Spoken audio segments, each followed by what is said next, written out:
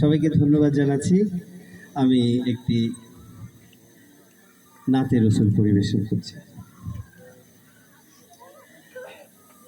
আমি যদি আরব হতাম মদিনারি পথ,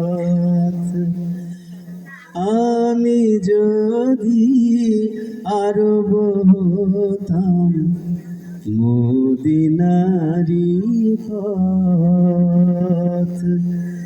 এ পথে মোর চলে যেতেন, এ পথে মোর চলে যেতেন নূর নবী হযরত।